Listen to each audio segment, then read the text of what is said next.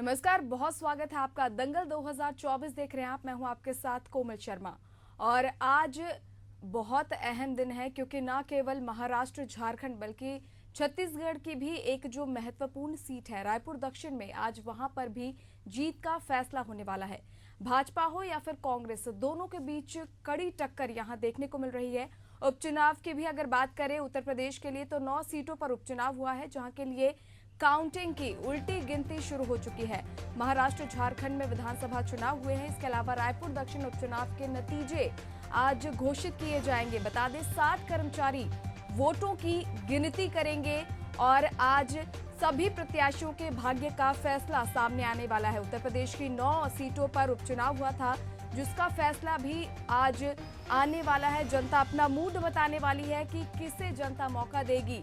रायपुर दक्षिण की अगर बात करें तो वहां पर भी आज फैसला हो जाएगा कि जनता किस पर अपना भरोसा जताने वाली है। बता दें कि महाराष्ट्र के 288 विधानसभा सीटों पर विधानसभा चुनाव हुए थे, जिसके नतीजे आज आने वाले हैं और काउंटिंग अब शुरू हो चुकी है, वोटिंग शुरू हो चुकी है और विधानसभा चुनाव के लिए वोटों की गिनती शुरू हो चुकी है, जिसकी काफी समय से लोगों को उम्मीद थी कि अब किसके पक्ष में ये फैसला आने वाला है, किसके सिर पर ताज सजेगा और किस पर जनता भरोसा जताने वाली है।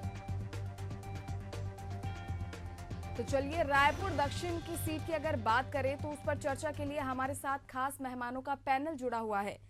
वाशु शर्मा बीजेपी प्रवक्ता, बहुत स्वागत है आपका। अजय गंगवानी कांग्रेस का पक्ष रखेंगे, बहुत स्वागत है सर आपका। और प्रशांत दुबे वरिष्ठ पत्रकार, आप तीनों का बहुत बहुत स्वागत है। सबसे पहले वाशु जी आपके पास आएंगे क्योंकि भाजपा और कांग्रेस दोनों के लिए ये सीट काफी महत्वपूर्ण है। शाख की लड़ाई इसे माना जा रहा है और कहीं ना कहीं भाजपा एक बार फिर से अपनी जीत को लेकर काफी ज्यादा आश्वस्त है। क्या लगता है जनता कितना भरोसा जताने वाली है? देखिए, निश्चित तौर पर दक्षिण विधानसभा भारतीय जनता पार्टी का गढ़ रहा है। लगातार माननीय बृजमोहन जी उस चीज़ से चुनाव जीतते आए हैं और निश्चित रूप से इस बार सुनील सोनी जी प्रत्याशी है। हमें पूरा उम्मीद है जनता का आशीर्वाद भारतीय जनता पार्टी को मिला है क्योंकि भारतीय जनता पार्टी ने इस 11 महीने में और पिछले 15 साल की सरकार का काम जनता ने देखा है। निश्चित रूप से उसका प्रतिसाद है कि वो भारतीय जनता पार्टी को वोट किए होंगे और निश्चित रूप से माननीय सुनील सोनी जी चुनाव जीत के आएंगे। जी अजय जी, जिस तरह वाशु जी तो अपनी जीत को लेकर पूरी तरह से आश्वस्त नजर आ रहे हैं, उन्हें तो बिल्कुल साफ तस्वीर नजर आ रही है कि भाजपा ही जीत का दावा ठोक रही है। लेकिन अगर कांग्रेस की बात करें तो कांग्रेस भी काफी समय से इस सीट पर जीत के लिए काफी उत्साहित नजर आ रही है। जिस तरह कांग्रेस भी जीत का दावा ठोक रही है क्योंकि ये अनुभव वर्सेस युवा की लड़ाई है। क्या लगता है किसके हाथ में ये चाबी आने वाली है रायपुर दक्षिण सीट की? 34 साल तक बिनोद अग्रवाल जी यहाँ का प्रतिनिधित्व करते रहे।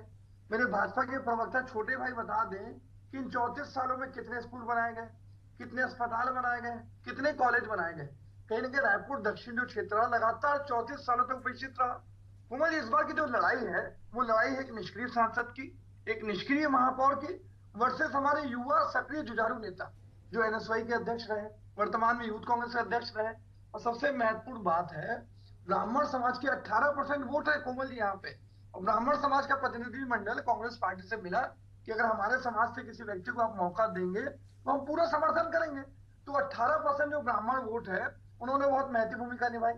दूसरी बात, ये सुनील सोनी जी की बात कर रहे हैं, ये party with difference cadre based party की बात करते हैं कोमल जी। एक ही व्यक्ति महापौर का चुनाव लड़ेगा, एक ही व्यक्ति फिर सांसद का चुनाव लड़ेगा, वही व्यक्ति क्योंकि बिजमोहन अग्रवाल की जिद है वही व्यक्ति विधायक का चुनाव लड़ेगा। पूरे दक्षिण में आज माननीय सुनील सोनी जी बिजमोहन का खड़ाऊ लेके चुनाव लड़ रहे हैं, लेकिन दक्षिण की जनता जानती है कि सुनील सोनी जी और बिजमोहन अग्रवाल जी का रबड़ स्टैंप है, एक कठपुतली है, एक परजीवी विधायक की तरह है। आज वो लगातार दावे उनके द्वारा दोनों के द्वारा किया जा रहा है कि भैया दक्षिण को 2-2 विधायक मिलेंगे। हमने देखा है कोमल जी कि जब एक कोई माल नहीं बिकता है या किसी की डिमांड नहीं होती या कंपनी सेल नहीं कर पाती तो एक के साथ एक फ्री का ऑफर दिया जाता है। हम देख रहे हैं कि सुनील सोनी की जो स्वीकार्यता है रायपुर दक्षिण में किसी प्रकार से नहीं है। ये वही व्यक्ति हैं इनको रायपुर की जनता ने महापौर बनाया, आरडी का अध्यक्ष बनाया, सांसद बनाया।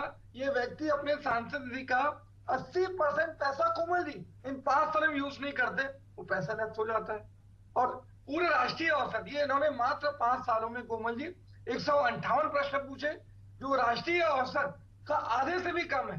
तो लोकतंत्र के मंदिर में जिसने परफॉर्मेंस दिखाया, जो सक्रिय न रहे, न निष्क्रिय चलिए अजय महापौर। जी, आपने जितने सवाल जो उठाए हैं, जितने आरोप कहीं लगाए हैं सुनील सोनी पर, उस पर वाशु जी हमारे साथ जुड़े हुए हैं, वही जवाब दे देंगे, क्योंकि आप उन्हें निष्क्रिय नेता बता रहे हैं। आपका कहना है कि उन्होंने जनता के लिए कुछ किया नहीं है, भाजपा केवल खोखले वादे करते आई है कहीं ना कहीं।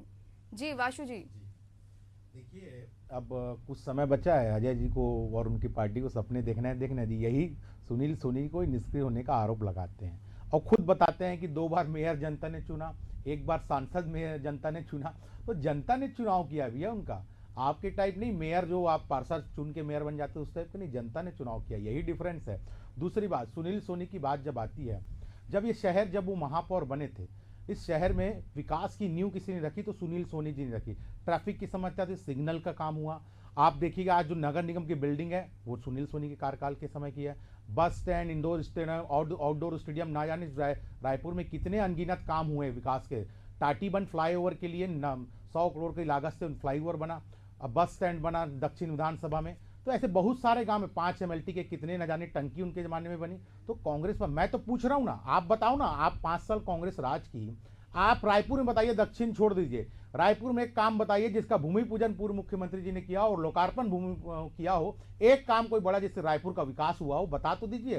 केवल 5 साल भ्रष्टाचार में लगे रहे और कुछ नहीं किया। अभी ये कह रहे थे कि निष्क्रिय और युवा, ऐसा युवा दक्षिण को नहीं चाहिए कि दक्षिण में जब वो प्रचार करने जाते हैं, क्षेत्र वाले उनसे कुछ पूछते हैं और बोलते हैं भाई आपके जो अल्पसंख्यक आयोग के उपाध्यक्ष है वहाँ जारागा की जमीन पे उनका विवाद है, तो वो कहते हैं कि मैं NSY के युवा कांग्रेस का प्रदेश अध्यक्ष हूँ, आप मेरे को वोट दो या मत दो, मैं इसके बाद छत्तीसगढ़ में करवा दूंगा। रोकना चाहूंगी इस बार अपने दर्शकों को इस वक्त की बड़ी खबर बता देते हैं, क्योंकि आज मतगणना का अहम दिन है। महाराष्ट्र झारखंड में विधानसभा चुनाव हुए हैं जिसके नतीजे आज आने वाले हैं और महाराष्ट्र झारखंड के सबसे पहले रुझान आने शुरू हो चुके हैं। झारखंड में शुरुआती रुझानों की अगर बात करें तो एनडीए 5 सीटों पर आगे है और महाराष्ट्र के 288 विधानसभा सीटों पर आज नतीजे आने वाले हैं, यानी रिजल्ट जारी होने वाला है। वोटों की गिनती यहां शुरू हो चुकी है और अगर पहले रुझानों की बात करें तो महाराष्ट्र झारखंड के पहले रुझान आने शुरू हो चुके हैं। झारखंड में शुरुआती रुझान में एनडीए 5 सीटों पर आगे चल रही है और देखने वाली बात होगी कि आगे किस पर ये दाव खेले जाते हैं। झारखंड में लगातार 81 विधानसभा सीटों पर काउंटिंग शुरू हो चुकी है, शुरुआती रुझान आने शुरू हो चुके हैं। दोनों ही जगह की अगर बात करें तो महाराष्ट्र और झारखंड में जबरदस्त कांटे की टक्कर देखने को मिल रही है। महाराष्ट्र झारखंड में सबसे पहले रुझान आने शुरू हो चुके हैं और झारखंड में शुरुआती रुझानों की अगर बात करें तो एनडीए 5 सीटों पर आगे नजर आ रही है। झारखंड में इंडी गठबंधन की अगर बात करें तो 3 सीटों पर आगे नजर आ रही है। महाराष्ट्र में ये कांटे की टक्कर देखने को मिल रही है, इसके साथ ही झारखंड में भी जबरदस्त मुकाबला देखने को मिल रहा है। तो वापस लौटते हैं, वासु जी आप कुछ कह रहे थे। जी मैं वही कह रहा था कि ऐसा युवा दक्षिण को नहीं चाहिए जो कहता है मैं छत्तीसगढ़ में आग लगा दूंगा। क्षेत्र वाले समस्या बता रहे थे तो वो कहते हैं मैं छत्तीसगढ़ में आग लगा दूंगा। तो ऐसा युवा दक्षिण को नहीं चाहिए। दक्षिण को नेता चाहिए, विधायक चाहिए जो काम करके दिखाए, दक्षिण का विकास करे। और अभी कह रहे थे अजय भाई कि 35 सालों से कुछ काम नहीं हुआ। अगर 35 सालों से कुछ काम नहीं हुआ तो जनता क्यों वोट कर रही थी माननीय बृजमोहन? आप जनता के ऊपर प्रश्न चिन्ह लगा रहे हैं कि जनता जागरूक नहीं है। जनता जागरूक है, वो देखती है। आपके शासन को भी देखिए पिछले 5 साल में, तभी तो रायपुर जिले की 7 सीट आप हार गए।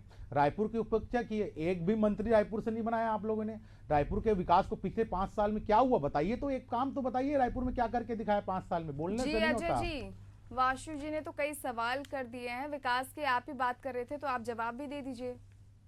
जी देखिए मैथिली कोमल जी, मैं स्पष्ट रूप से कह रहा हूँ, इन्होंने विकास क्या किया? आज स्काई वॉक जो अपने भ्रष्टाचार कमीशन खोरी का सबसे बड़ा स्मारक है भारतीय जनता पार्टी का, भैया जितनी भी कमेटी बनाएगी हर व्यक्ति कहता रहा मेट्रो सिटीज बॉम्बे, दिल्ली, कलकत्ता जैसी जगहों पे स्काई वॉक जो पूरा फ्लॉप है, और रायपुर राजधानी में सिर्फ और सिर्फ इनके मंत्री कमीशन खोरी और भ्रष्टाचार के चलते स्काई वॉक बनाते हैं। आज 2018 के चुनाव के ठीक पहले एक्सप्रेस वे बनाया गया और आनंद फानन में उसका उद्घाटन किया गया, पूरी दरारें बनी, 80% एक्सप्रेस वे को तोड़ के फिर से बनाना पड़ा। ये भारतीय जनता पार्टी का विकास है। दूसरे रायपुर दक्षिण की बात कर रहे हैं, अभी रायपुर के बस स्टैंड में एक 50 साल की महिला के साथ बलात्कार होता है, प्रशासन और पुलिस बैठ के खाना पूर्ति और लीपापोती करने का प्रयास करता है। दूसरी महत्वपूर्ण बात, भैया इतना ही अगर काम किया था, सुनील सोनी जी भाटा गांव में प्रचार करने के लिए गए, 67 एकड़ जमीन भारतीय जनता पार्टी के नेता कब्जा कर लेते हैं, भाटा गांव की जनता उससे विरोध करती ये है। आपके नेता का नाम है उसमें, अल्पसंख्यक के उपाध्यक्ष आपके नेता का नाम है भैया। राजनीति करना बंद करिए। दूसरी महत्वपूर्ण बात भैया, ये इनकी चरित्र देख लीजिए। हमारे आकाश शर्मा जी ने कहा भैया आपके 11 महीने के कार्यकाल में अपराध चरम पे है। दिवाली के बाद कोमल जी 20 दिन के अंदर 20 से ज्यादा हत्याएं होती है। दिवाली के समय 9 हत्याएं। आज जो छत्तीसगढ़ की माताओं बहनों को जो सुरक्षित वातावरण देने की जिम्मेदारी है, भयमुक्त वातावरण देने की जिम्मेदारी है, उसमें भारतीय जनता पार्टी पूरी तरह विफल हो रही है। छत्तीसगढ़ को अपराधगढ़ बना दिया, मेरिन ड्राइव को आपने मर्डर ड्राइव बना दिया, और ये लगातार जो हत्याएं हो रही है, डकैती हो रही है, 600 से अधिक हत्याएं, 3000 से अधिक महिलाओं के साथ अनाचार, रायपुर में 5-5 गोलीकांड, अपराध चरम पे। तो ये जो लगातार जो वादा खिलाफी कर रहे हैं, 11 महीने का सहायता का जो कुशासन है और जो अपराध चरम पे, ये सारे मुद्दे लेकर हम जनता के बीच जा रहे हैं। लगातार हमारे प्रत्याशी जी अजय जी, आपके पास लौटेंगे। फिलहाल प्रशांत दुबे जी के पास चलेंगे, जो हमारे साथ जुड़े हुए वरिष्ठ पत्रकार। सर, आपने दोनों पक्षों को सुना है, भाजपा और कांग्रेस को। सबसे पहले यहाँ जो बात उठी है वो है महिला सुरक्षा को लेकर। अभी अजय जी ने जो जिक्र किया, जिस तरह रेप, गैंगरेप की वारदातें सामने आ रही है। अगर रायपुर दक्षिण की बात करें तो महिलाओं की मुख्य भूमिका रही है वहां पे, कैसे देखते हैं इसे?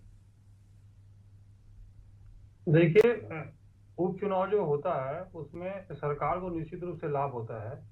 यहाँ पर जो क्राइम की बात हो रही है, पूरे रायपुर शहर की बात हो रही है, सिर्फ दक्षिण विधानसभा की बात नहीं हुई। दक्षिण विधानसभा रायपुर शहर का एक पार्ट है।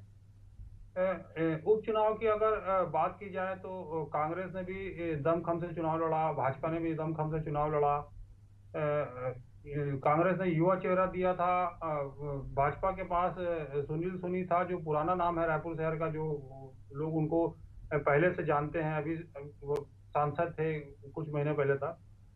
तो जहां तक क्राइम की अगर बात की जाए तो रायपुर शहर की बात है, वो दक्षिण के लोग उससे कितना प्रभावित हैं, ये क्राइम पहले कितना हो रहा था, अभी कितना हो रहा है, उसकी संख्या में कितनी वृद्धि हो गई है, और उस क्राइम से कितने लोग प्रभावित हो रहे हैं, ये सब मुद्दे चुनाव में वोट डालने के लिए होते हैं। जहां तक दक्षिण विधानसभा की बात की जाए तो उसका एक जो पार्ट है जो रिंग रोड के उस पार आता है, जहां पर जो टिकरापारा थाना और इसके आसपास के इलाके हैं, वहां पे क्राइम ज्यादा देखने को मिलता है। उसके बनिस्बत अगर आप इस तरफ आ जाएंगे, रिंग रोड के इस तरफ आएंगे, जो प्रोफेसर कॉलोनी और पुरानी बस्ती और खुशालपुर का जो इलाका पड़ता है, वहां पे क्राइम होता है, लेकिन कम तादाद में होता है। तो ये कहना कि दक्षिण का पूरा इलाका क्राइम से प्रभावित है और बाकी सब इलाके प्रभावित नहीं, ऐसा नहीं है। जगह जगह परिस्थितियों के हिसाब से उसका आकलन किया जाता है। क्योंकि यहाँ बहुत लंबे समय तक भाजपा के विधायक रहे थे और कांग्रेस हर बार अपने प्रत्याशियों को बदल देती है, तो इस बार भी ये कहना बड़ा थोड़ा आसान दिखता है कि जो पुराने विधायक थे, लगातार लंबे समय तक यहाँ विधायक रहे हैं, उनके लोग हैं, उनका लाइनअप है। जबकि कांग्रेस के लिए ये बहुत बड़ा माइनस है कि वहाँ हर बार एक नया प्रत्याशी उतारती है, और इस बार भी उसने एक नया प्रत्याशी उतारा है।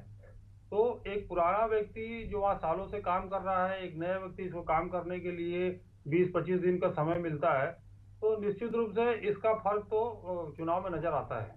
जी प्रशांत जी, वाकई जो आपने कहा वो उसी के जवाब ले लेते हैं अजय गंगवानी जी से। अजय जी, आपने नए चेहरे पर जो दाव खेला है, क्योंकि जिस तरह अगर हरियाणा चुनाव की बात करें तो वहां पे भी वो रिजल्ट नहीं मिला जो आप लोगों ने एक्सपेक्ट किया था। तो इस बार जो नए चेहरे पे जो दाव खेला गया है, क्या लगता है कितने आप सफल इसमें साबित होने वाले हैं, और ऐसे कौन सी रणनीति तैयार की जा रही है कि इस सीट पर जीत हासिल करे कांग्रेस? ये तो कहने का स्पष्ट रूप से दिख रहा था कि 34 साल तक भारतीय जनता पार्टी, इनके नेताओं ने रायपुर दक्षिण को अपनी जागीर समझ के रखा हुआ है। ये तो एक्सचेंज ऑफर चल रहा है। पहले देखिए सुनील सोनी जी सांसद थे, विजयमोहन आवाजी विधायक थे, अब फिर विजयमोहन जी सांसद का चुनाव जीत गए हैं, तो अपने कठपुतली को, अपने रिमोट कंट्रोल को आज विधायक का चुनाव लड़ा रहे हैं। तो भैया क्यों छत्तीसगढ़ की जनता, रायपुर की जनता के साथ लगातार आप क्या इस प्रकार से खेल क्यों खेल रहे हैं? और मैं स्पष्ट रूप से कह रहा हूँ कि 3 से 4 चीजें महत्वपूर्ण है। ये गुटबाजी अंतकरण चरम पे स्पष्ट रूप से दिख रही है।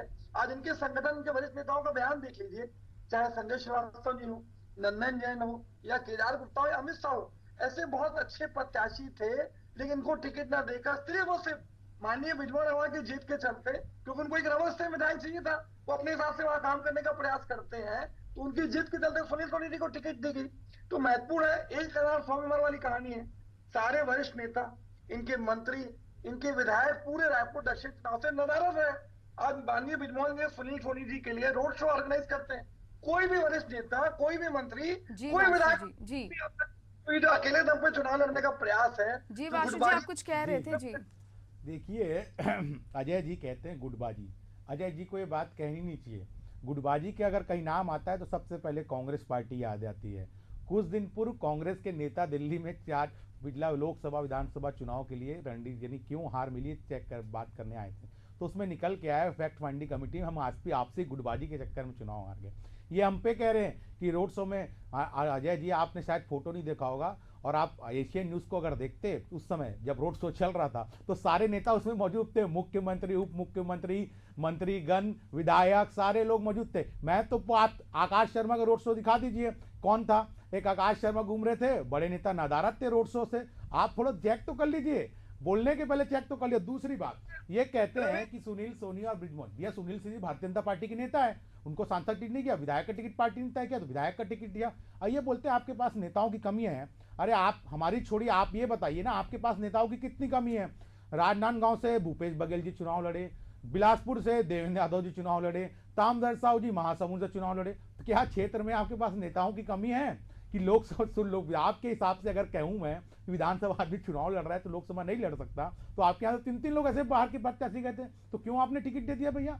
तो कांग्रेस को ये देखना चाहिए कि पहले अपने अंदर झांक ले, उसके बाद वो भारतीय जनता पार्टी पर आरोप लगाए। मैं लगातार इस बात को कहता हूं कि इस रायपुर शहर में अगर किसी ने विकास किया उसका नाम है भारतीय जनता पार्टी। आज रायपुर शहर आप 2003 से आप 2024 में है, अगर विकास दिखा है तो ये भारतीय जनता पार्टी के कारण दिखा है। अभी अजय जी से मैं पूछा हूं कि एक काम बताइए ना आप रायपुर में जिसका भूमि पूजन पूर्व मुख्यमंत्री जी ने किया हो और लोकार्पण किया हो, एक काम बताइए तो कि क्या करके दिया रायपुर शहर के लिए, जनता क्यों वोट करे आपको। और जहां तक क्राइम की बात आप कर रहे हैं ना अजय जी, क्राइम का बता देता हूं, क्राइम में जितने बड़े क्राइम हुए सारे कांग्रेस नेताओं के नाम आ रहे हैं। एक एक करके गिना देता हूं मैं, बोलोगे तो। सूरजपुर में आपके जिला अध्यक्ष का नाम आया, जिन्होंने हत्या कर दी पुलिस और उनकी बेटी की। प्रकाश मुनि साहब क्या कांग्रेस के कार्यकर्ताओं ने हमला कर दिया। ऐसे कितने कांड है जिसमें कांग्रेस के नेताओं के नाम आ रहे हैं, अनगिनत। तो छत्तीसगढ़ में कांग्रेस भारतीय जनता पार्टी को बदनाम करने के लिए कांग्रेस जो टूल किट चला रही है ना, ये जनता समझ रही है, जनता देख रही है। आने वाले तभी कुछ समय रुकिए, थोड़ी देर 12-1 बजेगा तो अजय जी और इनके प्रवक्ता घूमते फिरेंगे, भाई ईवीएम फिर खराब हो गया, ईवीएम का रोना चालू होगा थोड़ी देर बाद। जी अजय जी, ये सवाल तो वाकई वासु जी ने जो उठाया वाकई कहीं ना कहीं हर बार देखने को मिलता है, क्योंकि जब भी कांग्रेस हार का सामना करती है तो देखते हैं कि कांग्रेस हार का ठीकरा ईवीएम पर ही फोड़ती हुई नजर आती है। तो इस बार क्या कुछ होने वाला है? आपत्ति इस बात से है कि कोई भी लोकतांत्रिक चुनाव की प्रक्रिया है वो पूरी तरह से पारदर्शी होनी चाहिए। हमने एक ही बात की थी कि जो फॉर्म 17 फीस दिया जाता है उस 17 फीस से ईवीएम के रिजल्ट को मैच किया जाए, क्या इसमें कोई आपत्ति है? वीवीपैट की गिनती की जाए, इसमें क्या आपत्ति है? तो लगातार चुनाव आयोग इस बात को स्वीकार नहीं करता है तो हमें प्रश्न चिन्ह लगाना पड़ता है। दूसरी महत्वपूर्ण बात, अगर ताजा उदाहरण हरियाणा की बात करें कोमल जी, तो जो चुनाव आयोग ने पहले आंकड़े पेश किए और जो बाद में आंकड़े पेश किए 6% का वोट का अंतर आता है। तो ये किस प्रकार से हो रहा है? ईवीएम जो पूरे हाईटेक सिस्टम है, एक क्लिक में सारे रिजल्ट आते हैं। हमने लोकसभा चुनाव में भी देखा कि लगातार 7% 8% वोट बढ़े। जब पहले उसी मशीन से बैलेट पेपर से होते थे तब भी इतना वोट का प्रतिशत नहीं आ रहा था। तो आपत्ति इस बात से है। तो अजय जी आपका कहना है कि हरियाणा में भी ईवीएम हैक की गई थी?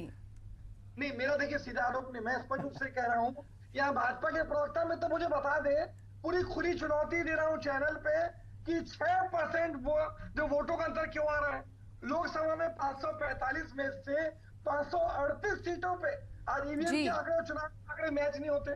तो ये सारे प्रश्न चिन्ह लगाते। देखिए दूसरी महत्वपूर्ण बात है, ये भारतीय जनता पार्टी का चरित्र है। ये इनके प्रकारे सत्ता बल की प्राप्ति के लिए किसी भी तक जा सकते हैं। देखिए दो महत्वपूर्ण उदाहरण देता हूँ। आज इनके भारतीय जनता पार्टी के राष्ट्रीय महासचिव विनोद तावड़े 5 करोड़ रुपए खुलेआम बांटते पकड़ाते हैं। आज सारे मीडिया पे चर्चा रहा, सारा वीडियो उनका वायरल हो रहा है। एक डायरी मिलती है जिसमें अलग अलग लोगों के नाम के साथ 15 करोड़ रुपए बांटने का डिटेल है। नासिक के इंजीनी के जो गठबंधन के दल है, शिंदे गुट के जयंत साठे के कमरे में 2 करोड़ रुपए वहां पे कैश मिलता है। आज उसके बाद लगातार देख लीजिए शिवसेना के इनके सांसद जो है खुलेआम निर्दलीय प्रत्याशी को जान से मारने की धमकी देते हैं। अभी महाराष्ट्र की गाड़ी में 4-4 ईवीएम मशीनें मिलती है। तो ये दिख रहा है कि ये प्रकार ये सत्ता बल की प्राप्ति के लिए धन बल और सत्ता बल का दुरुपयोग कर रहे हैं। इस सच को स्वीकार नहीं करेंगे। दूसरी महत्वपूर्ण बात है भैया, आपको रायपुर में आप देख लीजिए कि इन्हीं के बस स्टैंड पे बलात्कार हो जा रहा है, दिवाली में 20 जी हत्याएं हो अजय जा जी, रही है। आपने जो अपराध को लेकर भी सवाल उठाया और इससे पहले भी जो कई सवाल उठाए उसको लेकर वासु जी भी जवाब देने के लिए भी कह रहे थे। जी वासु जी, आप क्या कह रहे थे? जी देखिए, मैंने पहले ही कहा, अजय जी अभी से भूमिका मानना चालू कर चुके हैं। धीरे धीरे समय गुजरेगा तो बात आएगी ईवीएम पे, ऐसे नहीं आएगी। अगर ये कह रहे हैं कि हरियाणा में वोटों का अंतर हो गया, कोर्ट का रास्ता खुला है, आप जाइए ना, कांग्रेस पार्टी जाए, शिकायत करे, कोर्ट में बात रखे अपनी। क्यों नहीं जाते आप कोर्ट? केवल टीवी में आके बयानबाजी से कुछ नहीं होगा अजय जी। कोर्ट में जाइए, अगर गलत हुआ है तो चुनाव आयोग के खिलाफ शिकायत कीजिए। आप जाके बात, ये टीवी में बोलने से कुछ नहीं होगा।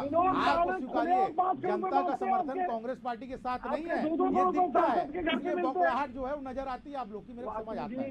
अजय जी, मैं आपके बीच में नहीं बोला, आप सुन तो लीजिए थोड़ा सा। और जहां तक बात ये आ रही है कि अभी वो छत्तीसगढ़ की बात चल रही थी, महाराष्ट्र चले गए अजय जी, तो मैं पूछना चाहता हूँ बिटकॉइन का मामला क्या है? आपकी सुप्रिया सिले, नाना पटोले से लेके मेहता, रायपुर के जो फंस रहे हैं, ईडी ने रेड मारी, क्या है भैया उसमें 2300 करोड़ 2600 करोड़ घोटाला जो आ रहा है वो कहाँ का है भैया?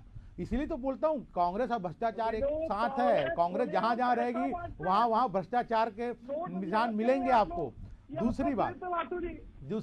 दूसरी बात ये कह रहे हैं कि 5 करोड़ रुपए उनके तावड़े जी के पास पकड़ाया। आप तावड़े जी ने तो खुली चुनौती दी है, आपके राहुल गांधी, सुप्रिया सिले, आपके राष्ट्रीय अध्यक्ष को चुनौती दी है। अगर आपने माफी नहीं मांगी तो हम कोर्ट में जाएंगे। तो कोर्ट में बताइएगा 5 करोड़ रुपए कहां से पकड़ाए, उनके थे कि नहीं है, ये सामने कोर्ट में सामने आ जाएगा। आप ये आरोप लगा के भग जाते हो ना, यही दिक्कत है। आपके नेता चौकीदार चोर है बोलते थे मोदी जी को, सुप्रीम कोर्ट में माफी मांग ली है। यही दिक्कत है, बोलने के बाद माफी मांग ले, तो ये सब नहीं चलता। जनता देखती है, कितने बार आपने अनगिनत आरोप लगाए लेकिन कोई भी सही साबित नहीं होते। सबसे बड़ी दिक्कत यहाँ पे है, झूठे आरोप लगाने से नहीं होता। जनता के पास जाइए, जनता के मुद्दों को उठाइए, जनता के साथ रहिए, तब होगा। आपसी गुटबाजी से चुनाव नहीं लड़ा जाता। मैं ये पूछना चाहता हूँ, अभी गुटबाजी की बात चल रही थी कोमल जी, गुटबाजी से याद आया मेरे को कि आपके जो महापौर है, शहर के मेयर रहे, लेकिन दक्षिण विधानसभा में उनको प्रचार करते हुए नहीं देखा गया। क्या कांग्रेस पार्टी उनको प्रचार के लायक भी नहीं समझती?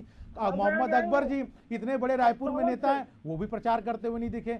बड़े बड़े नेता इनके, विकास उपाध्याय और बड़े बड़े जो नेता है शहर के, वो कहाँ दिखे चुनाव में? गुटबाजी की बात तो करते हैं। जी, आप दोनों को हमने सुना है। फिलहाल प्रशांत जी हमारे साथ जुड़े हुए हैं। प्रशांत जी, हर बार देख रहे हैं कि ईवीएम पर सवाल उठाती ही है कांग्रेस। अगर फिलहाल की बात करें तो जो कांग्रेस के प्रदेश अध्यक्ष दीपक बैज ने भी सवाल उठाए थे ईवीएम पे और कहा था कि हमें ईवीएम पे ना भरोसा कल था, ना आज है और ना कल होगा। हमें जनता पे भरोसा है और जीत को लेकर वो काफी आश्वस्त है। तो जो ईवीएम पर सवाल उठाती है कांग्रेस, इसको लेकर क्या कहेंगे, कैसे देखते हैं इसे? देखिए, ईवीएम का सवाल इतना पेचीदा है कि उस पर कुछ कह पाना सबसे मुश्किल है। लेकिन अगर आपको जनता को यकीन दिलाना है कि वाकई में ईवीएम जो है उसमें सेटिंग होती है, उसमें पार्टियां किसी पर सेटिंग करती है, चुनाव आयोग उन पार्टियों को सहयोग करता है, तो जब आप सत्ता पर काबिज होते हैं और कहीं जीतते हैं तो आपको वहां पर सत्ता पर काबिज नहीं होना चाहिए और सत्ता छोड़ देनी चाहिए कि हमने ईवीएम पर चुनाव लड़ा है, हम ईवीएम पे जीते हैं, लेकिन हम ईवीएम पे कोई भरोसा नहीं है। आप चुनाव को दोबारा कराइए और पर्ची से कराइए, हम दोबारा जीत के आएंगे तब इसको मानेंगे। तब जनता आप पर यकीन करेगी कि वाकई में ईवीएम के आप खिलाफ हैं। माइनस यहाँ पर होता है कि जैसे ही आप सरकार सत्ता पर काबिज होते हैं और जीत जाते हैं, आप सरकार संभाल लेते हैं, तो आप ईवीएम पर जो सवाल उठाते हैं उसका औचित्य तो वैसे ही जनता के सामने खत्म हो जाता है। जनता के बीच आता है कि जब ये जीतते हैं तब ईवीएम ठीक रहती है, हार देते ईवीएम खराब हो जाती है। तो आपको अगर यकीन दिलाना है तो आपको कुर्बानी तो देनी पड़ेगी। अगर आप कुर्बानी नहीं देंगे तो आप लोगों को ये नहीं बता पाएंगे कि वाकई में आप ईवीएम के खिलाफ हैं। आप अपनी स्थिति और परिस्थितियों के हिसाब से ईवीएम पर सवाल उठाते रहेंगे और मामला ऐसे ही चलते रहेगा, इसका कोई हल नहीं होने वाला।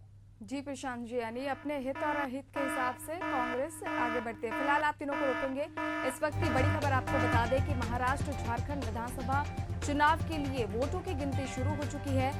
सबसे पहले रुझान आने शुरू हो चुके हैं। झारखंड में शुरुआती रुझान की अगर बात करें तो एनडीए 6 सीटों पर आगे चलती हुई नजर आ रही है। वहीं झारखंड में इंडी गठबंधन 3 सीटों पर आगे है। महाराष्ट्र में कांटे की टक्कर देखने को मिल रही है महायुति और महाविकास अघाड़ी के बीच और यहाँ जबरदस्त मुकाबला। रायपुर में अगर बात करें रायपुर दक्षिण सीट पर तो पहला रुझान आ चुका है। बीजेपी के सुनील सोनी इस सीट पर फिलहाल आगे चल रहे हैं। जो शुरुआती रुझानों की अगर बात करें और उत्तर प्रदेश की अगर बात करें तो 9 सीटों के लिए भी माफ कीजिएगा, वोटों की गिनती शुरू हो चुकी है। तो ये बड़ी खबर इस वक्त ही आपको बता रहे हैं, जहां रायपुर दक्षिण विधानसभा सीट के लिए जो चुनाव हुए थे उसके वोटों की गिनती आज हो रही है और पहले रुझान आने शुरू हो चुके हैं, जिसमें भाजपा के सुनील सोनी आगे बढ़ते हुए नजर आ रहे हैं।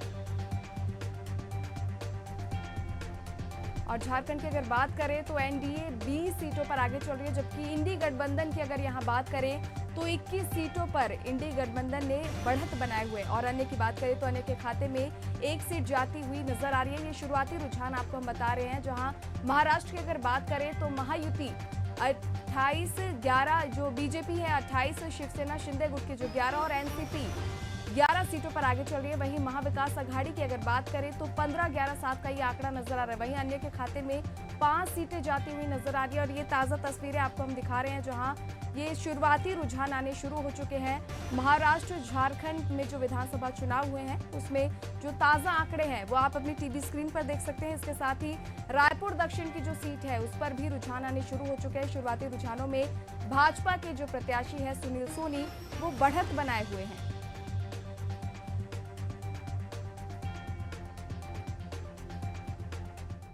और हम चर्चा कर रहे हैं छत्तीसगढ़ के रायपुर दक्षिण सीट को लेकर, जहां हमारे खास मेहमानों का पैनल जुड़ा हुआ है। वासु जी आपके पास आएंगे, क्योंकि जो शुरुआती रुझान आए हैं उसमें तो आप लोग बढ़त बनाए हुए हैं, क्या कहेंगे? देखिए कोमल जी, निश्चित रूप से ट्रेंड यही रहेगा। सुनील सोनी जी निश्चित रूप से चुनाव जीत के आएंगे। तो मैंने पहले ही कहा, हमने 11 महीने में काम करके दिखाया। हर उनके लिए काम करके, महतारी के लिए महतारी वंदन योजना लाई, हर महिलाओं के अकाउंट में 1000 रुपये दिया जा रहा है। यही कांग्रेस पार्टी भी है जो झूठे वादे करती है महिलाओं से। उन्होंने अपने घोषणा पत्र में लिखा था कि हमारी सरकार आएगी, हम हमारे महिलाओं को 500 रुपये देंगे। 5 साल बीत गए, किसी को 5 रुपये नहीं मिला। लेकिन भारतीय जनता पार्टी ने महिलाओं से वादा किया कि हम आएंगे, आपको 1000 रुपये प्रति महीना देंगे। सभी के खातों में पैसा जा रहा है। यहाँ तक किसानों की बात की हमने 3100 रुपये 21 क्विंटल की, तो वो खाते में जा रहा है। तेंदुपत्ता की बात की 5500 रुपये प्रति मानक बुरे में, तो निश्चित रूप से। और शहर का विकास में पहले इंपॉर्टेंट कि मैं कांग्रेस से हमेशा सवाल किया था। आज देखिए नितिन गडकरी जी आए थे, 20,000 करोड़ के रोड इंफ्रास्ट्रक्चर के काम छत्तीसगढ़ में, छत्तीसगढ़ रायपुर की 4-4 फ्लाईओवर देने का काम इस 11 महीने के अंदर हुआ। क्यों 5 साल में इसकी पहल नहीं की गई? क्यों 5 साल में ये काम नहीं हो पाए जो काम होने थे? इसीलिए कहते हैं कांग्रेस जो है, कांग्रेस और विकास का जो है 36 का आंकड़ा है। कांग्रेस जब विकास दूर है, कांग्रेस के साथ कोई है तो वो भ्रष्टाचार है। कांग्रेस जहां जहां रहेगी तो भ्रष्टाचार है। भ्रष्टाचार में देख रहे हैं आप कैसे पीएससी स्कैम निकल के आ रहा है। टामन सिंह सोहाना सीबीआई ने गिरफ्तार किया, कैसे छात्रों के अधिकार की हनन हुआ। पिछले 5 साल कांग्रेस की सरकार में लाखों विद्यार्थी जो पेपर देते हैं पास होने के लिए, उसके पीछे कैसे प्रकार का घोटाला हुआ, ये धीरे धीरे सामने आएगा।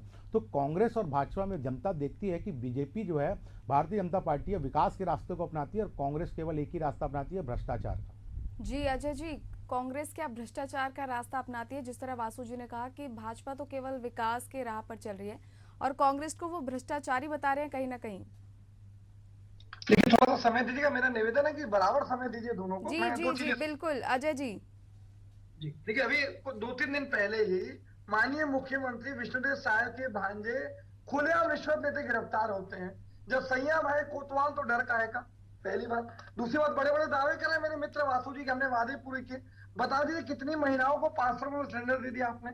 प्रधानमंत्री आवास का 1 रुपए किसी के खाते में डाले तो बता दीजिए। 100 दिन में अनियमित कर्मचारियों को नियमित करने का वादा किए थे, कितने कर्मचारियों को नियमित करिए बता दीजिए। 1 लाख रोजगार के दावा किया था आपने, 1 साल हो चुके, कितने युवाओं को रोजगार दे दिया? रामलला दर्शन की बात करते हैं, 1 लाख लोगों को ले जाएंगे, 1500 साल लगेंगे छत्तीसगढ़ की जनता को अयोध्या के राम मंदिर के दर्शन के लिए। तो जो वादा खिलाफी का चरित्र है, ये भारतीय जनता पार्टी का पहले की बात नहीं है। आज किसानों को पहले भी इन्होंने तरह वादा किया कि भैया हम 2100 समर्थन मूल्य और 400 को बोनस देंगे, और आखिरी में देते क्या है? 980 रुपए की कटौती। आप बेरोजगारी का भत्ता वादा किया आपने, 15 साल तक सरकार में रहे, प्रत्येक युवा का 500 रुपए के हिसाब से 15 साल का 60,000 रुपए ठगते रहे आप लोग। तो ये वादा खिलाफी का क्षेत्र न केवल यहाँ की सरकार का है। क्या 2 करोड़ रोजगार मिल गए? क्या 15 लाख आ गए? क्या साइकिल इकोनॉमी बन गई? क्या किसानों की दुगनी हो गई? क्या स्वामीनाथन आयोग की रिपोर्ट लागू कर दी? तो ये जनता को ठगने का चरित्र न केवल केंद्र की मोदी सरकार का है, ये 15 साल तक रमन सरकार का रहा और वर्तमान में 11 महीने से शायद सरकार का है। दूसरा, मैं स्पष्ट रूप से कहा, भैया आप एक्सप्रेस में घोटाला करते हैं, आप स्काई वॉक में घोटाला करते हैं, मुख्यमंत्री के बाद में खुलेआम रिश्वत देते पकड़ाते हैं। ये भारतीय जनता पार्टी का चरित्र है। दूसरी बात, आप बड़े बड़े दावे कर रहे हैं, गुटबाजी अंतरकलह की बात कर रहे हैं। पूरे चुनाव अभियान में क्या संजय श्रावस्ती दिखे, क्या अमित साहू जी कहीं दिखे, क्या नंदन जैन के कोषाध्यक्ष कहीं दिखे, क्या केदार गुप्ता कहीं दिखते हैं? सारे वरिष्ठ नेता क्यों साइड लाइन है? आज 19 वार्ड में 11 वार्ड पे कांग्रेस का पार्षद है। हमें हर एक बूथ पे एक एक मंत्री, जो पूर्व मंत्री थे, विधायकों की नियुक्ति की, जो हमारे एक ब्लूप्रिंट है, एक रोड मैप है, एक पूरी कार्ययोजना लेकर चल रहे हैं।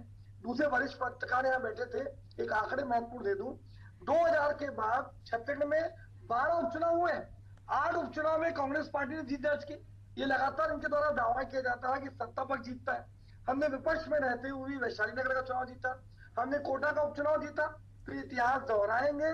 छत्तीसगढ़ की जो जनता है एक युवा जुझारू उम्मीदवार को चुनने वाली है, बशर्ते एक निष्क्रिय सांसद, एक निष्क्रिय महापौर, एक रिमोट कंट्रोल, एक परजीवी विधायक की बजाय हमारी छत्तीसगढ़ की जनता, रायपुर की जनता बहुत समझदार है, वो एक युवा को मौका देगी। दूसरा, मैंने इस पर उससे कहा कि ब्राह्मण समाज का भरपूर समर्थन मिल रहा है। अभी तो शुरुआती रुझान है, बहुत सारे वोटों की गिनती बाकी है। दूसरी, मैं एक चीज और कहना चाह रहा हूँ, हमने रायपुर की बात तो कर ली, महाराष्ट्र में 4% वोटिंग परसेंट बढ़ा है और ये लगातार ट्रेंड माना जाता रहा है कि जब भी वोटिंग परसेंट बढ़ता है, जो सत्ता पक्ष है उसको नुकसान होता है। दूसरी महत्वपूर्ण बात, महाराष्ट्र के लोकसभा चुनाव हमने देखा कि पहले 54% वोट थे तो घट के 47 हो गए। 9% महाराष्ट्र में भारतीय जनता पार्टी जो एनडीए गठबंधन है उसके वोटों में गिरावट आ रही है। तो ये दिख रहा है, इसीलिए सत्ता बल धनबल का दुरुपयोग कर रहा है। भैया, आप सुप्रिया सुले पर आरोप लगा रहे हैं, खुली चुनौती दी उन्होंने सुधांशु त्रिवेदी को, जिस प्लेटफॉर्म में चाहे डिबेट कर लीजिए। ये एआई के माध्यम से झूठ और फ्रेम फैलाना भारतीय जनता पार्टी का चरित्र है। जबकि विरोध तोड़े तो खुलेआम नोट बांटते पकड़ाते हैं। दोनों मामले में अंतर है। इनके देवेंद्र फडणवीस का पीए उसके गोदाम में दारू पकड़ाती है, इनके सांसद के घर पे 2-2 करोड़ रुपए पकड़ा रहा है। तो ये दिख रहा है कि धनबल सत्ता बल का दुरुपयोग करके ये प्रयास कर रहे हैं। लेकिन लोकसभा में जिस प्रकार से हमने देखा कि 30% सीटें मिली, 70% सीटें हमारे एनडीए का इसको हमारे गठबंधन को मिली, तो ये घबराए हुए हैं, बौखलाए हुए हैं। जी अजय जी, ऐसे तमाम ऐसे मुद्दे हैं जो आपने भी उठाए हैं। वाकई प्रशांत जी, आपके पास लौटूंगी। जिस तरह अजय जी भी कह रहे हैं कि ऐसे कई जमीनी मुद्दे हैं, क्योंकि राजनीति में जो हवाई बातें होती है, जो वादे किए जाते हैं, उसको अगर हटा दे तो जो जमीनी मुद्दे हैं उस पर जो वादे किए जाते हैं वो पूरे नहीं किए जाते और कहीं ना कहीं जनता इससे निराश भी होती है, लेकिन उनके पास कोई ऑप्शन नजर नहीं आता। तो इसे कैसे देखते हैं? देखिए, पार्टियां चुनाव के समय विभिन्न प्रकार के वादे करती हैं। उसमें से कुछ वादे पूरे हो पाते हैं, कुछ वादे पूरे नहीं हो पाते। जो एक परिपाटी बनी हुई है कि चुनाव जीतने के पहले किसी भी प्रकार का वादा किया जाए, उसको लेके ना अभी तक कोई ऐसे नियम कानून या गाइडलाइन नहीं बनी हुई है, या ऐसा कोई ठोस कदम नहीं उठाए गए हैं कि अगर आप जनता के पास किसी वादे को लेकर जाते हैं या अपने मैनिफेस्टो को लेकर जाते हैं तो उसको पूरा करना 5 साल में जरूरी होगा। इसलिए ये देखने को मिलता है कि जब चुनाव आता है तो जो सारी पार्टियां हैं वो बहुत लंबा चौड़ा मैनिफेस्टो बनाती हैं, उसमें विभिन्न प्रकार के वादे करती हैं। वो उनको खुद ये पता होता है कि इसमें से बहुत सारे वादे हैं जिनको पूरा कर पाना कठिन है, और 5 साल में इतने सारा वादों पर सारा काम कर पाना भी कठिन है, क्योंकि मानव है, सारा काम एक साथ कर पाएगा ऐसा जरूरी नहीं है। लेकिन चूंकि चुनाव रहता है और मैनिफेस्टो तैयार करना रहता है तो सारे इलाके का आकलन किया जाता है, लोगों की समस्याओं को सुना जाता है और उसके बाद उसको मैनिफेस्टो में शामिल कर दिया जाता है, लेकिन वो सारी चीजें पूरी नहीं हो पाती। तो भारत में अभी तक इस चीज को लेकर कोई ठोस नियम कानून नहीं बन पाया है कि अगर कोई भी पार्टी अपने मैनिफेस्टो को लेकर जाती है चुनाव के समय तो उसे 5 साल में उन वादों को पूरा करना जरूरी होगा। अगर वो उन वादों को पूरा नहीं कर पाएगी तो उसके लिए फिर एक नई प्रक्रिया भी अपनाई जानी चाहिए। जब तक इस प्रकार के नियम कानून नहीं बनते हैं तो पार्टियां जो है वो लंबा चौड़ा मैनिफेस्टो बनाएंगी, उसमें से जो काम वो कर पाएंगी वो पूरा करेंगी और बहुत से काम छूट जाएंगे। ये सालों से हो रहा है और आगे भी ऐसा होता रहेगा। तो कुल मिला के अगर देखा जाए तो मैनिफेस्टो में जो बना हुआ है वो इस बात का सबूत नहीं है कि पार्टियां उस काम को करेंगी। उन्होंने मैनिफेस्टो में लिखा था, बहुत सारे काम किए, बहुत सारे काम छूट गया जिसका आगे भी वो वादा करती है। तो ये तो होता रहेगा और पब्लिक इससे जूझती रहेगी। जी, लेकिन इसका कोई स्थायी इलाज नहीं मिल पाया, क्योंकि हर बार इस तरह के चुनावी वादे दिए जाते हैं, जो रेवड़ियां कहते हैं, फ्री बेस वो बांटी जाती है और उससे कहीं ना कहीं लोग डिस्ट्रैक्ट होते हैं, जिसका असर देखने को मिलता है। बासु जी, जिस तरह अभी प्रशांत जी ने भी कहा कि मैनिफेस्टो तो तैयार किया जाता है, कई वादे किए जाते हैं, लेकिन वो जमीनी स्तर पर उतने पूरे होते हुए नजर नहीं आते। देखिए कोमल जी, निश्चित तौर पे हमने जो हमारा संकल्प पत्र होता है, हम संकल्प लेते हैं कि सरकार में आएंगे तो ये वादे पूरे करेंगे। और हमें जो हमारी सरकार 5 साल के लिए बनी हुई है, हम ये लगभग 1 साल हो रहे हैं, और 1 साल में लगभग बड़े वादे मैंने जो पहले गिनाया, महतारी वंदन योजना, हमने किसानों से वादा किया, हमने तेंदुपत्ता संग्रहों से वादा किया। विकास की बात हो, जो आधारभूत संरचना बेसिक इंफ्रास्ट्रक्चर में जो 5 साल में काम रुक गए तो उसमें गति आई है। और सारे वादे जो अजय जी गिनवा रहे थे हम करेंगे पूरे। आपके टाइप के नहीं भागेंगे, भागने वाली पार्टी नहीं है हम लोग, करके दिखाने वाले पार्टी है। मैंने पूछा ना, आपने भी 500 रुपये देने का वादा किया था, क्यों नहीं दिया भैया? आपने भी 4 सिलेंडर मुफ्त देने का वादा किया था, क्यों नहीं दिया? देखो बीच में नहीं बोला अजय जी, आपने भी झूठ बोला है, मैं बहुत सारी बात बता दूंगा। अजय जी झूठ क्यों बोल रहे हैं? बता दीजिए, मैं बता रहा हूँ ना, सब बता रहा हूँ, आप रुकिए तो बता दीजिए। चाहिए नहीं, नियमितीकरण का वादा वहाँ जाकर बौखला गए कांग्रेस को, यही दिक्कत है। अब मैं सच्चाई बोल रहा हूँ, सुन नहीं पा रहे हो आप। अजय जी सच्चाई तो सुनिए, सच्चाई सुनिए ना, मैं बता रहा हूँ आपके सामने शांति से सुना मैं, आप सुन नहीं पा रहे हो, बोलने तो दो मेरे। अरे झूठ मैं नहीं बोल रहा, झूठ आप बोल रहे हैं माननी, आप समझिए तो, सुनिए तो थोड़ा। मैं यही कह रहा हूँ कि लगातार जो वादे हैं भारतीय जनता पार्टी ने पूरे किए हैं, और हम करेंगे, हमारी प्रतिबद्धता है, हमने संकल्प पत्र जारी किया, हमने करेंगे, हमारे पास 5 साल की सरकार है। आप नहीं किए, आपकी पार्टी आप जान, लेकिन भारतीय जनता पार्टी जो वादा करती है वो करके दिखाती है।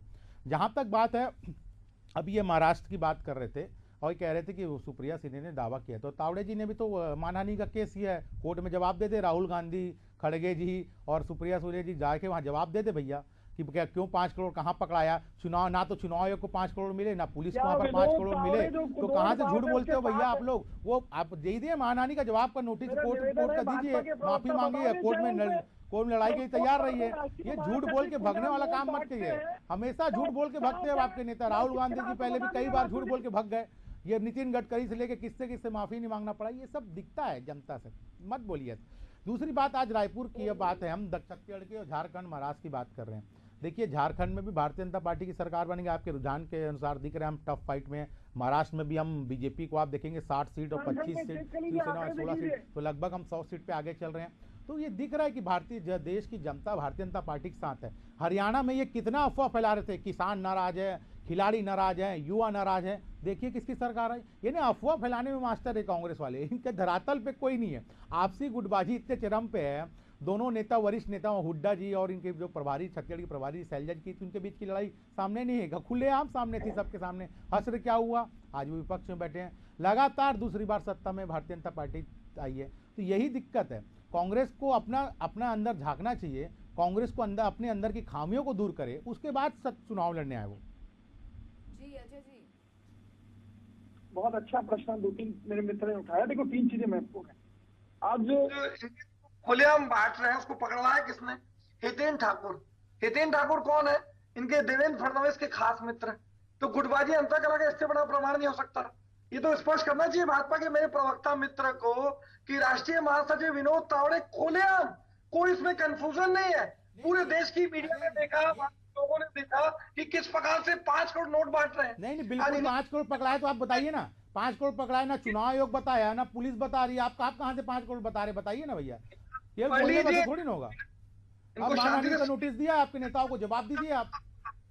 कोमल जी आपकी जिम्मेदारी है, मैं स्पष्ट रूप से कह रहा हूँ, आज जो डायरी पकड़ाई है प्रत्येक व्यक्ति के नाम के साथ 300 के, 400 के, 1500 के सब लिखा हुआ है, जाके डायरी चेक कर लीजिए भैया।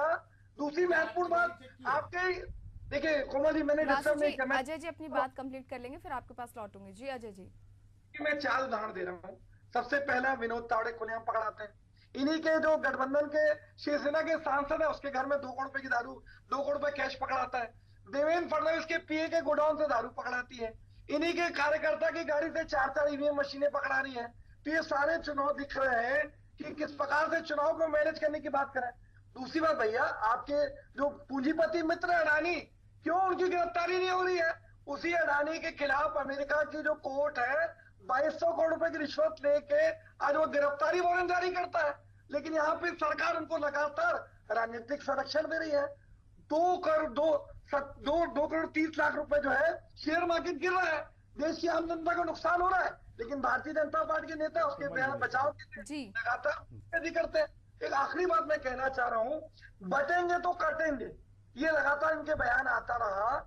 इन्हीं के गठबंधन के अजीत पवार उसका विरोध करते हैं, इन्हीं के नेता मुंडे जी उसका विरोध करते हैं, अशोक चौहान उस बयान का विरोध करते हैं। तो एक ही बयान के खिलाफ भारतीय जनता पार्टी का चरित्र है। ये बांटने और काटने की राजनीति करके ये वोटों के धुएगड़ का प्रयास कर रहे हैं। इन्हीं के गठबंधन के दल विरोध कर रहे हैं। बता दीजिए भैया, आपके अजीत पवार विरोध करते हैं। चलिए अजय जी, जो आपने सवाल पूछे उनके जवाब भी ले लेते हैं। वासु जी जी अभी बहुत अच्छा मुद्दा अजय जी ने उठाया, अडानी का मामला। अडानी का निश्चित रूप से अमेरिका की कोर्ट ने उनको ऐसा पाया है कि वो उन्होंने घूस किसी को दिया है। मैं अजय जी से पूछना चाहता हूँ, 2021 फरवरी 2021 से 2022 में छत्तीसगढ़ में किसकी सरकार थी? किसकी सरकार थी अजय जी? कांग्रेस की सरकार थी, मुख्यमंत्री भूपेश बघेल जी थे। एचडीसी स्टेट इलेक्ट्रिसिटी बोर्ड किसके अंदर आता है? कांग्रेस के अंदर आता है। उस समय उस कोर्ट में 4 राज्यों के नाम लिए गए हैं, छत्तीसगढ़, उड़ीसा, आंध्र प्रदेश, तमिलनाडु। एक भी जगह भारतीय जनता पार्टी की सरकार बताइए आप बताइए ना, एक भी जगह भारतीय जनता पार्टी की। और स्टेट पावर डिस्ट्रीब्यूशन कंपनी राज्य सरकार के अधीन आती है। बिजली का बिल आपकी सरकार वसूल रही थी और मोदी जी का फायदा हो रहा था। इस जनता को कितना बेवकूफ बनाएंगे अजय जी? सब समझती है जनता। वो राहुल जी बोल रहे थे ना कि सब पे कार्रवाई होनी चाहिए, कार्रवाई भूपेश बघेल पे होनी चाहिए। राहुल गांधी जी करे कार्रवाई, मुख्यमंत्री वो थे उस समय। क्यों जवाब नहीं दे रहे आप लोग? दीजिए ना जवाब। क्यों अडानी से 25,000 करोड़ का निवेश? अडानी को गाली बकते घूमते हैं इनके प्रवक्ता, इनके नेता सारे भ्रष्टाचार। तो 25,000 करोड़ का निवेश क्यों छत्तीसगढ़ में दिया? राजस्थान में 65,000 करोड़ का निवेश, बंगाल में 35,000 करोड़ का निवेश, और तेलंगाना की सरकार बनने के बाद अजय जी 1 लाख करोड़ का डोनेशन अडानी फाउंडेशन से स्किल डेवलप नाम से रेवंत रेड्डी की सरकार ने लिया। ये कांग्रेस बताएंगे आपने डोनेशन लेते हैं अडानी से और यहाँ पर आके ज्ञान देते हैं अडानी के खिलाफ। अरे ऐसा नहीं चलेगा सर। देश के उद्योगपति है, निश्चित रूप से अगर कुछ गलत किया तो जांच होगी, अगर जांच में जो निकल के आएगा कार्रवाई होगी। लेकिन आपने 25,000 करोड़ का निवेश क्यों लिया छत्तीसगढ़ में? अगर अडानी भ्रष्टाचारी है तो बताइए ना भैया। मुझे समझ दीजिए कोमल जी, मैं जवाब देता हूँ। जी बोलिए। 4 चीजें एकदम स्पष्ट कह रहा हूँ। 2018 से 2023 में अगर अडानी के साथ एक भी एमओयू कांग्रेस सरकार ने दिया है, खुली चुनौती देता हूँ चैनल पे, एमओयू दिखा दीजिए। पहली बात, आपकी रमन सरकार के समय नंदीराजपुर का ठेका उसको देंगे, विधानसभा की फर्जी एनओसी बना के हंसदे का उसको देंगे। अभी ताजा उदाहरण देख लीजिए, बस्तर की भावनाएं जुड़ी है नगरनार प्लांट से। 23,000 करोड़ रुपए बस्तर की जनता का लगा हुआ है, उसको विनिवेश की सूची में डाल के अपनी पूंजीपति मित्र को सौंपने की साजिश कर रहे हैं। दूसरी बात एक देख लीजिए, जब भी अडानी पे आरोप लगते हैं, यहाँ भाजपा के प्रवक्ता, भाजपा के नेता उनके बचाव में क्यों कूद जाते हैं? भैया ये रिश्ता क्या कहलाता है? आज अमेरिका जो है अपने 25,000 करोड़ रुपए जो इन्वेस्टमेंट किए गए हैं उसके बचाव के लिए गिरफ्तारी वारंट जारी करते हैं। हमारे समय में हिंडनबर्ग की रिपोर्ट के लिए 44,000 करोड़ रुपए का नुकसान होता है, लेकिन सेबी शांति से देखती है। भैया हम तो कह रहे हैं कि अडानी किसकी मदद से 609 नंबर से दूसरे स्थान पे पहुंच जाते हैं। ये रिश्ता क्या कहलाता है? एक है तो सेफ है, ये तो दिख रहा है कि नारा किसके लिए है। क्या मोदी जी, अमित शाह, अडानी एक है इसलिए सेफ है? ये जिस प्रकार से बचाने का प्रयास किया जा रहा है, एक पूंजीपति के खिलाफ गिरफ्तारी वारंट जारी होता है, यहाँ भाजपा के प्रवक्ता बचाव में कूद जाते हैं। इनके मोदी जी का बयान आ जाता है, अमित शाह जी का बयान आ जाता है, वरिष्ठ नेताओं का बयान आ जाता है। भैया कड़ी कार्रवाई कीजिए ना, गिरफ्तारी वारंट हो तो क्यों नहीं गिरफ्तार कर रहे? क्यों लगातार बचाने का प्रयास है? पहले भी हिंडनबर्ग की रिपोर्ट में अगर सीबी ने कार्रवाई की होती तो इस प्रकार से भारत देश का नाम पूरे विश्व में बदनाम नहीं होता। कुछ कह रहे थे आप। बहुत बढ़िया। देखिए यही दुर्भाग्यपूर्ण है इस देश में अजय जी। 11वें नंबर की अर्थव्यवस्था 5वें नंबर पे आ गई। 5वें नंबर के बाद हम तीसरे नंबर के लिए काम कर रहे हैं। आप एक मिनट रुक जाइए, मैं आपके बीच में नहीं बोला, अब आपके बीच में नहीं बोला अजय जी, सुनने का हाथ रखिए ना। 11वें नंबर कहते थे, 5वें नंबर पे आ गई, हम तीसरे नंबर की काम। ये कांग्रेस पार्टी और उनके जो विदेश में बैठे जो मित्र है ना, वो पचा नहीं पा रहे कि देश कितनी तेजी से आगे कैसे बढ़ रहा है। अभी शेयर मार्केट की बात कर रहे थे, हिंडनबर्ग की बात कर रहे थे। जॉर्ज सोरोस कौन है भैया? जॉर्ज सोरोस कौन है? वही है जो इंडिया के खिलाफ जहर उगलता है। हिंडनबर्ग का जो इन्वेस्टर है, जो हिंडनबर्ग पे काम करता है, जॉर्ज सोरोस कौन है? अगर उसने आरोप लगाया, सेबी ने जब उनको शो कॉज नोटिस जारी किया कि आप आके आप आरोप तथ्यों के बात पे बताइए कि आप किस प्रकार से आरोप लगा रहे हैं। तो ना लीडर बन रहा है इंडिया में आया, ना वो शोकॉज नोटिस का जवाब दिया। उसके बाद मार्केट में हजारों करोड़ रुपए क्यों किसने गिरा है? आपके नेताओं ने गिरा है। आपके नेताओं ने छोटे रिटेलरों को पैसा गंवा दिया आपके डर के कारण। आज फिर से मार्केट ऑल टाइम हाई काम कर रहा है। आप लोगों को डराने का काम क्यों करते हैं? लोगों छोटे निवेशकों को डराने का काम क्यों करते हैं कांग्रेस पार्टी? यार देश आगे बढ़ रहा है, देश उन्नति कर रहा है, तो कांग्रेस को दर्द क्यों हो रहा है? यार आपके समय 2004 में 11वें नंबर की अर्थव्यवस्था थी। आपने मनमोहन राज अर्थशास्त्री प्रधानमंत्री तो भी 11वें नंबर की, एक भी आगे नहीं बढ़ा पाए। आज 11वें नंबर से 5वें नंबर पे आ गया है, तो कांग्रेस को दर्द हो रहा है। यही दिक्कत है। देश आगे बढ़ेगा तो कांग्रेस के मित्र जो विदेशी ताकतें हैं वो इंडिया को कमजोर करने के लिए लग जाती है। उसमें कांग्रेस को अपनी साथी बना लेती जी है। अजय और जी, कांग्रेस वासु में जी, शांति जी बनाते हैं। आप दोनों को हमने सुना है। हम प्रशांत जी, आपने भी दोनों पक्षों को सुना है, क्योंकि राजनीति में आरोप प्रत्यारोप जारी रहता है। लेकिन अगर जनता के मूड की अगर बात करें, तो शुरुआती रुझानों की अगर बात करें, तो सिर्फ रायपुर दक्षिण सीट की अगर बात कर लूं तो भाजपा आगे बढ़ती हुई नजर आ रही है। हालांकि ये फाइनल तस्वीर नहीं है, फाइनल तस्वीर जो भी होगी वो शाम तक क्लियर हो जाएगी। क्या कहेंगे अगर झारखंड और महाराष्ट्र की अगर बात करें, जिस तरह वोट प्रतिशत की अगर बात की है अजय जी ने कि 4% बढ़ा है, तो कहीं ना कहीं सत्ता पक्ष को इसका नुकसान होगा, क्या कहेंगे? देखिए, अजय जी भी बहुत आकलन करते रहते हैं, वरिष्ठ प्रवक्ता हैं, वो अपने आंकड़ों का गुणाभाग करते हैं, वो उनका अपना आकलन है। अभी कुछ समय से अगर चुनाव को देखा जाए ना, तो वोटिंग परसेंटेज का कम होना या वोटिंग परसेंटेज का बढ़ जाना, इसका बहुत ज्यादा चुनाव में सत्ता पक्ष और विपक्ष को लेकर बहुत ज्यादा प्रभाव नहीं पड़ता। पहले ऐसा कहा जाता था कि अगर वोटिंग परसेंटेज बढ़ता है तो जो पार्टी सत्ता में रहती है उसको नुकसान होता है, और वोटिंग परसेंटेज अगर घटता है तो जो पार्टी रहती है उसको फायदा होता है। लेकिन अब जो पिछले कुछ समय से जो आंकड़े आ रहे हैं, वो बहुत सारे आंकड़े ना बहुत सारे राज्यों में फेल हो गए हैं कि वोटिंग परसेंटेज बढ़ने से भी सत्ता पक्ष को नुकसान नहीं होता है और कम होने से विपक्ष को फायदा नहीं होता है। तो अब ये आंकड़े जो है ना, अब वो पुराने आंकड़ों से अब इसमें बदलाव होने लगा है। जैसे दक्षिण विधानसभा का ले लिया जाए तो लगभग 11% के आसपास का वोटिंग हुई है। अब इस वोटिंग को अगर आधार माना जाए तो ये कहा जा सकता है कि भाजपा चुनाव हार रही है और कांग्रेस चुनाव जीत रही है। लेकिन जब रिजल्ट आएगा तब ये क्लियर हो पाएगा कि जो 11% के आसपास जो वोटिंग कम हुई थी उसका फायदा क्या विपक्ष हो रहा है।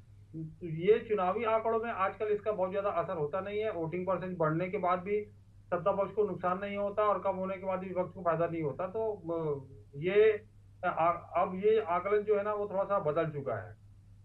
जहां तक महाराष्ट्र और झारखंड की अगर बात की जाए तो वोटिंग परसेंटेज के बढ़ने और घटने का बहुत ज्यादा लाभ नहीं होता। वहां वर्तमान में क्या परिस्थितियां चल रही हैं, जो सत्ता में पार्टी काबिज थी उसने किस प्रकार का काम किया है, उसके काम अच्छे थे, उसके काम अच्छे नहीं थे। जो विपक्ष में पार्टी थी उसने जो काम आया किस प्रकार से उसका विरोध प्रदर्शन किया, पब्लिक के बीच में गई, प्रत्याशियों को चयन कैसे किया गया, सत्ता पक्ष ने किसको टिकट दिया, विपक्ष ने किसको टिकट दिया। ये सारी चीजें जो हैं किसी भी पार्टी के चुनाव जीतने में मायने रखती हैं। अगर इनमें से किसी भी चीज में किसी भी प्रकार की कोई ढिलाई बरती जाती है तो चुनाव जीतना कठिन हो जाता है। जी सिर्फ बढ़ने या घटने से किसी के हारने जीतने का आकलन लगाना अब मुश्किल हो गया है। जी प्रशांत जी, वाकई ये तो शाम तक तस्वीर साफ हो जाएगी कि झारखंड महाराष्ट्र की बात हो या रायपुर दक्षिण की सीट की, शाम तक तस्वीर साफ हो जाएगी कि जनता ने किस पर भरोसा जताया है। आप तीनों मेहमानों का हमारे इस खास मुद्दे पर चर्चा में जुड़ने के लिए बहुत बहुत धन्यवाद। तो दंगल 2024 देख रहे हैं आप, जहां महाराष्ट्र झारखंड विधानसभा के जो चुनाव हुए थे उसके आज नतीजे आने वाले हैं। इसके साथ ही रायपुर दक्षिण और उत्तर प्रदेश की जो 9 विधानसभा सीटें हैं उन पर जो उपचुनाव हुए हैं उसके रिजल्ट भी आज जारी होने वाले हैं। दंगल 2024 देखते रहिए आप। फिलहाल के लिए इतना ही, मुझे दीजिए इजाजत, नमस्कार।